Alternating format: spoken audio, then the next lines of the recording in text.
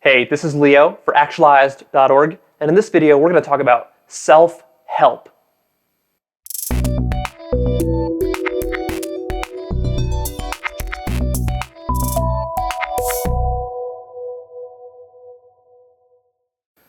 Okay, let's talk about self-help. And I love this topic because I love self-help. And why do I love self-help? Why am I so passionate about it? I hope that I can transfer some of my passion about self-help to you, because I think that this is one of the most powerful ideas out there for improving the quality of your life, is self-help. I'm honestly so passionate about it because of the effect of it that I've seen on my own life. I mean, I've proved it to myself, and you kind of have to go through a process yourself to prove to yourself that self-help is something that can be really, really valuable to you and really, really transform your life in amazing ways. The reason that I love self-help is because to me, it is the ultimate way to improve life. And to me, it's very obvious that if I see a tool that I can use in order to improve my own life and to get everything that I want from life, get all the fulfillment that I want, the peace of mind, the financial success that I want, the relationship success that I want, the sex that I want, the body that I want, the fitness level that I want, the health that I want, I'm going to do whatever it takes to get that.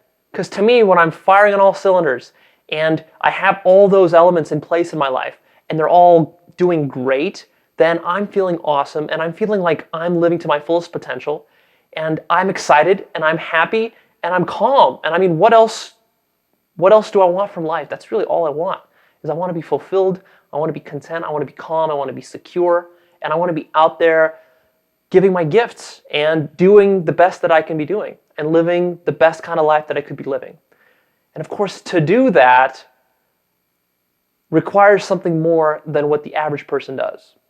The average person, I would say, goes through life and they do the things that society kind of makes apparent and makes easy and maybe even makes mandatory for you to do.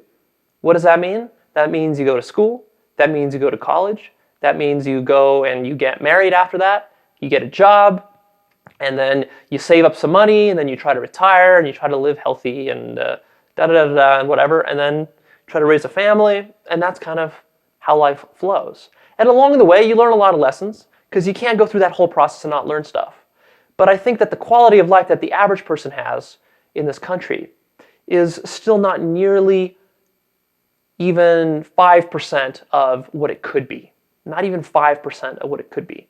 And so when I realized that, and I saw that there are books and seminars and ideas and tools and information out there that can make the difference between living a life that's 5% of my abilities and 99% of my abilities, then I'm like, wow, okay, I'm on board.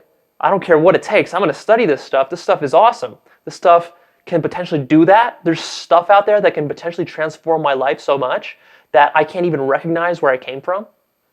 There's information out there that can completely revolutionize how I see the whole world, my model of reality, make me successful, make me good in relationships, make me good in areas of fitness and nutrition. Like, there's information out there that can do that. Like, wow, that's amazing. To me, that's amazing, because I can easily imagine a universe or a world where that's not the case. I can easily imagine a universe where you're born, and then you grow up, and then you're stuck, and you can't change. And the conditions that you were raised in are the ones that are now going to be guiding your entire life, and that you can't do anything to improve your money situation. You just have as much money as you always had. You can't do anything to improve your health. You just are the way that you were. You can't do anything to really change your relationships. Those are just going to go in the same way that they've been going, and probably not very good, in a dysfunctional sort of way. And you can't really recreate your career into a really thriving career either. You're just kind of stuck at that original job that you got.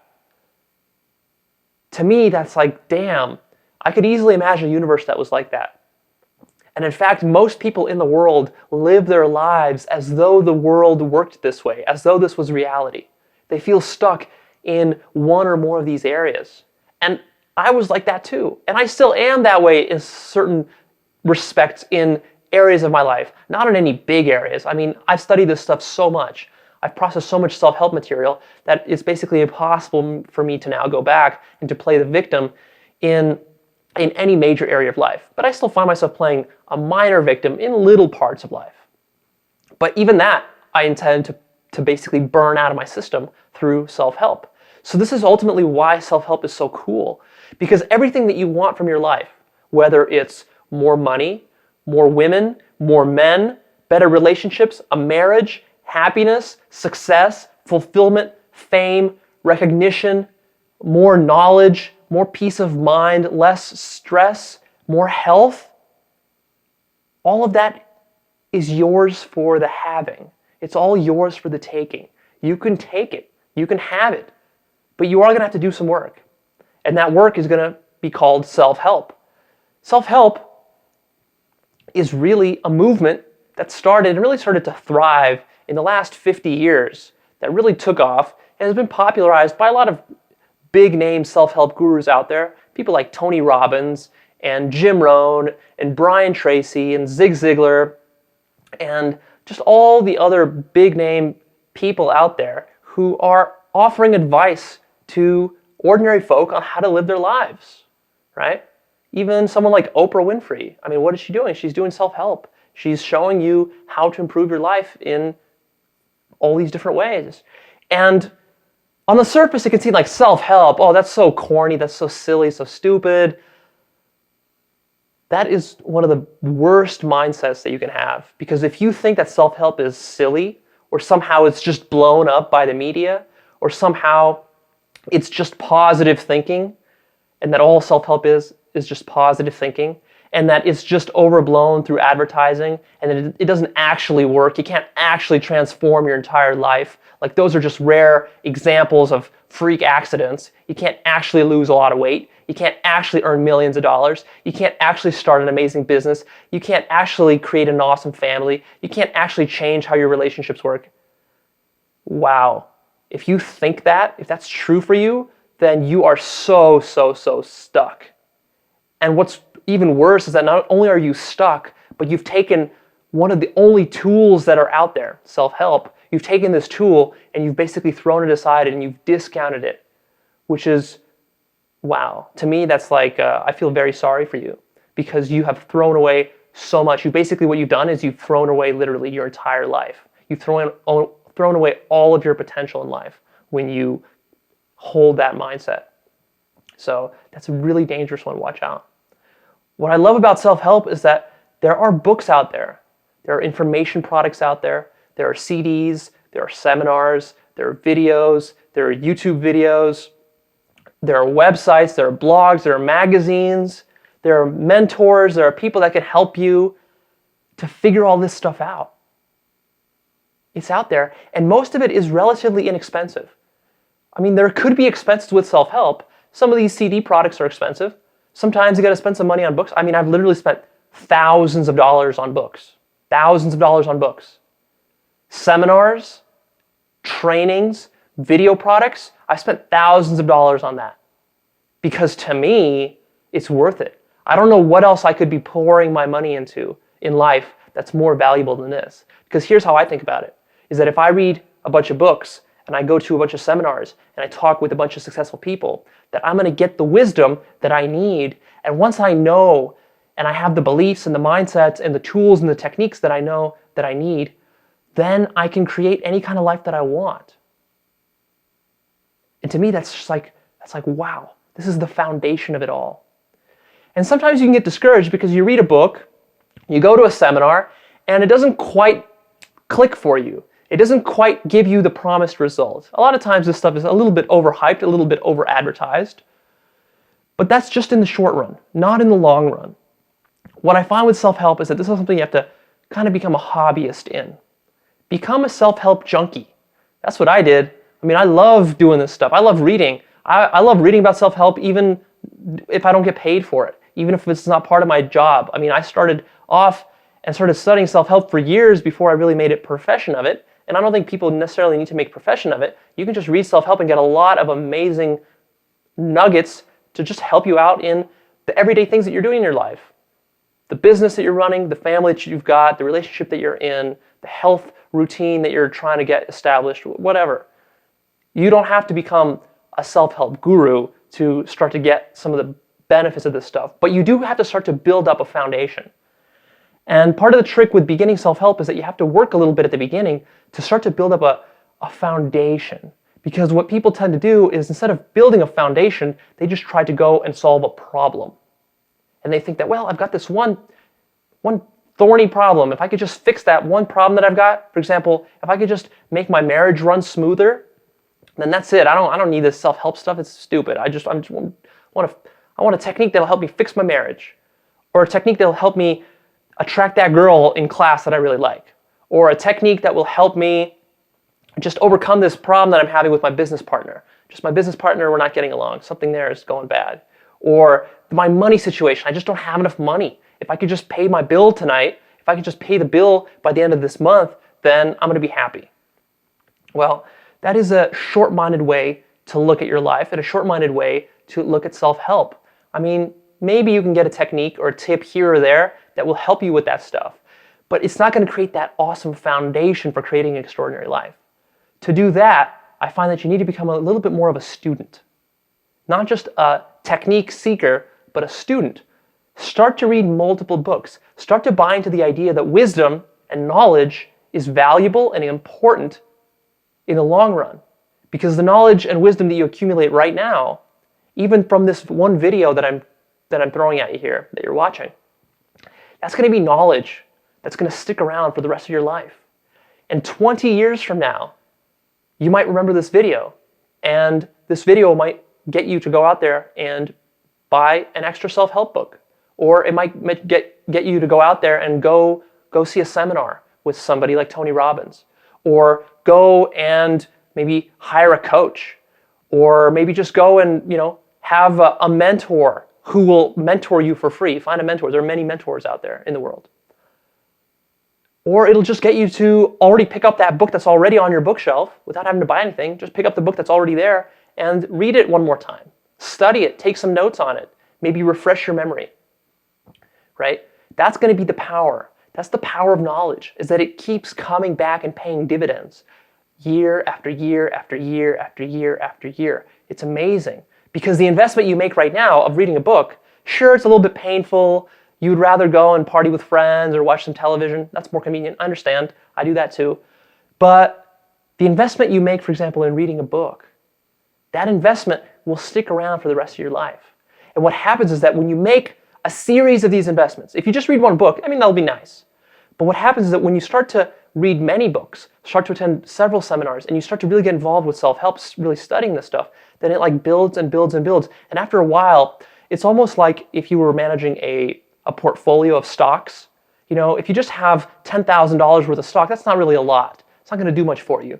But when you get, for example, $10 million worth of stock, then just the dividend payments every quarter on that $10 million is going to be enough to basically live off of, and you can quit your day job. That's kind of like what it is with self-help, is that you start to build up and build up and build up, and after a while, it reaches a critical mass. It reaches this critical mass where you start to see dividends paying out disproportionate to the amount of investment that you've made all along the way. And then you see that it's going to keep paying out more and more and more, and it's like, oh my God, this is too good to be true. I can't believe that this is actually possible in our universe. It's literally too good to be true. But it does take that initial building up of that critical mass. And so that means that the first year or two of self-help might be a little bit slow for you. But you have to trust that this wisdom will start to kick in.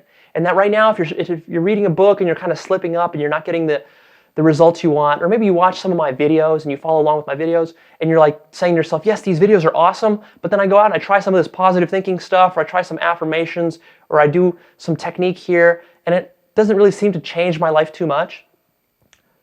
Yes, that can be the case. But that's only because you've been doing it for a very short period of time. If you study this stuff and you actually practice it and you kind of stick with it for a couple of years, you're going to start to see that there's really something here, and you're going to start to build up something extremely powerful. You're going to create that foundation of success for you from which everything else can be rising out of. You're literally going to create foundation for the skyscraper that's going to be your whole life. And every aspect of your life can become extraordinary because you're going to have the wisdom and the know-how and the self-control that you need to help yourself out of any problem in any situation that you've got in life. It's really quite amazing. So this is where I'm going to wrap it up. In short, what I'm going to say is that actual ways to do self-help. Let's summarize. 1, reading books. 2, attending seminars. 3, buying and listening to products, video and audio products. I can't recommend them enough. They're amazing. 4, studying. Actually taking time throughout your day to sit down and not just read this stuff or go to a seminar, but then actually study it, process it, review your notes, take notes. Okay, what's next? How about introspection? Actually sitting down and thinking about this stuff, maybe in the shower or while you're on your way to work, or actually dedicating a block of time, like a half an hour, to sit and introspect about this stuff. I can't even articulate the benefits that will have for you if you just make a habit of that. How about journaling? Journaling is really, really powerful as a self-help technique. Meditation. Meditation is also an extremely simple but very, very, very powerful habit to build, and it's one of the most effective ways of doing self-help. Coaching. Coaching is also great. I am a life coach. I pitch my own services, of course. If you want, you can use me, but go ahead and use any other coach you want. Doesn't really matter. Coaching can be a really, really powerful way to break through some sort of block that's holding you back. So whether it's a money problem that you've got, or you've got some really serious problem with your relationship that's about to crumble, or you can't hold together your current career, or the career that you've got going for you isn't what you really want to be doing, coaching can be really good for tackling one of those issues and helping you bust through it so that it's never going to be another issue for you in your whole life. So that can pay big dividends, even though coaching can be a little bit pricey because it's done person to person, one-on-one.